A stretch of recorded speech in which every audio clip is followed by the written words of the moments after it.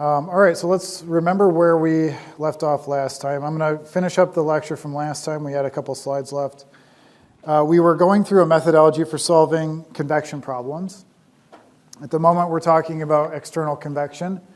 But right now, what we're trying to go through is this kind of method where we say, I need to classify the problem. I need to compute, sorry, one more slide before this. I'm going to classify the problem. I'm going to compute fluid properties, identify the correlation, apply the correlation, and then compute a dimensional result. So we went through all these examples that are basically how you do this, or examples. What I mean is going through specifics of each step of how you do this. And what I want to do with the last couple slides for this previous lecture is just actually give you an example of applying it. So you'll do this in discussion. But let's flip forward here to slide 28. So you'll do something like this in discussion, or you should have done something like this. But I want to, again, go through it just so that you have another kind of example of how to do it. Okay, so this example is calculating the total heat transfer from some plate to a water stream that's flowing over it.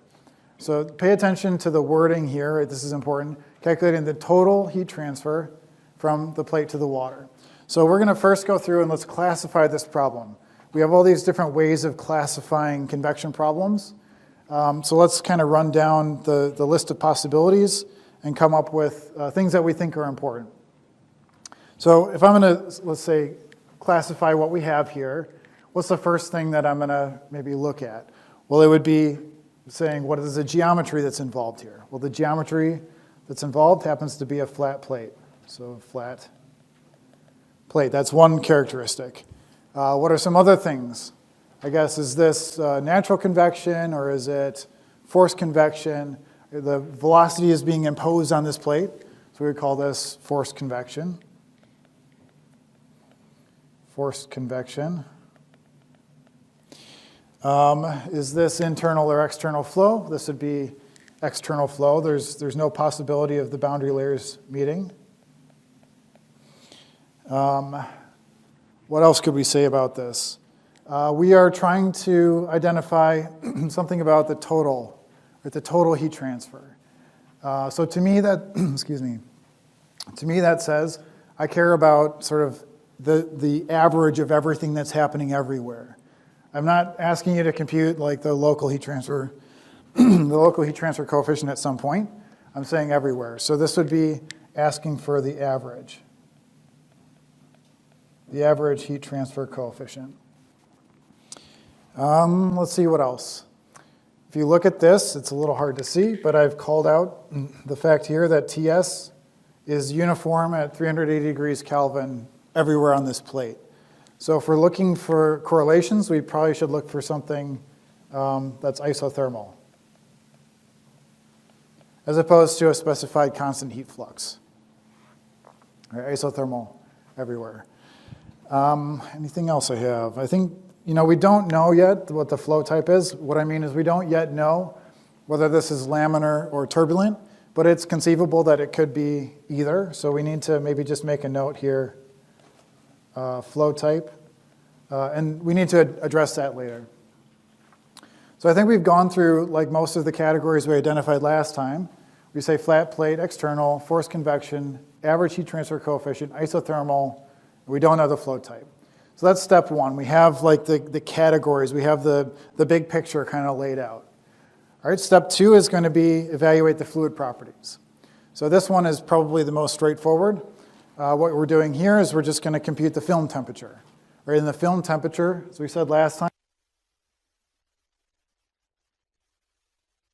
So for this case, it's going to be T infinity plus TS over 2, which for this problem evaluates to 300 plus 380 over 2, which is 340 degrees Kelvin.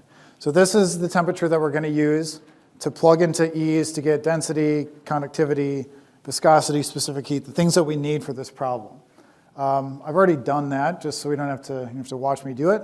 But I plugged in this temperature, got the values, and then we get back these properties here that you see in the bottom.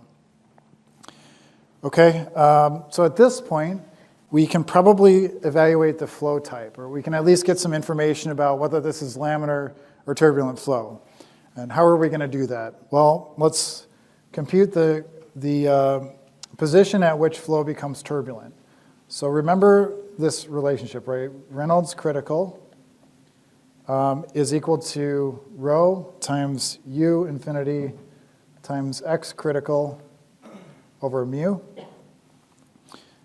We're using this to help us figure out where this X critical is. We know the critical Reynolds number for flow over a flat plate. That's just a constant number that we can bring around with us.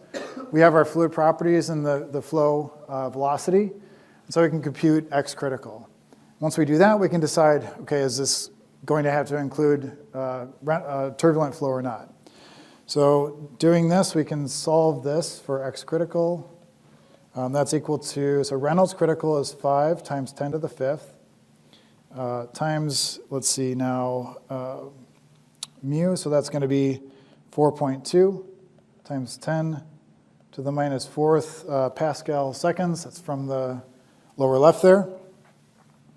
And then divide by velocity and density, so that's 3 in 979. So it turns out X critical, if you plug this into your calculator, should give you something like 0.072 meters. So think about what that's telling us, right? It is telling us the position at which flow will become turbulent. So looking at the plate, L is 1 meter. X critical is less than 1/10 of a meter. So we do need to include turbulent flow in whatever correlation we go with, right? So we'll say this, we'll have laminar and turbulent. We have to account for both. Right, that's usually not a problem, right? The correlations usually have that baked in, at least the average ones where you can just plug in your numbers and it'll give you the average value. Okay, so we've kind of set up the problem now. We've classified it. We have our fluid properties. We know that both laminar and turbulent are present. And so the next step is to pick our correlation. So let's see here. Choose our correlation. A little bit hard if you can squint, but what we're looking for is the correlation that satisfies all the things that we identified.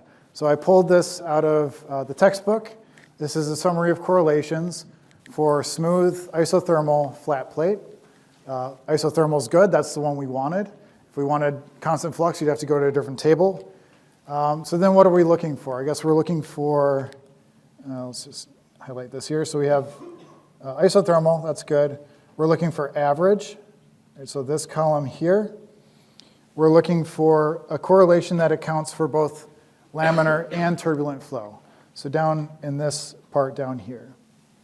And we're looking, of course, for like the heat transfer, the Nusselt number, not the friction coefficient. So we want this correlation here. Right? If you're doing this in ease, you need to be looking for, external flow over a flat plate, average, and plug in the values for that correlation in ease.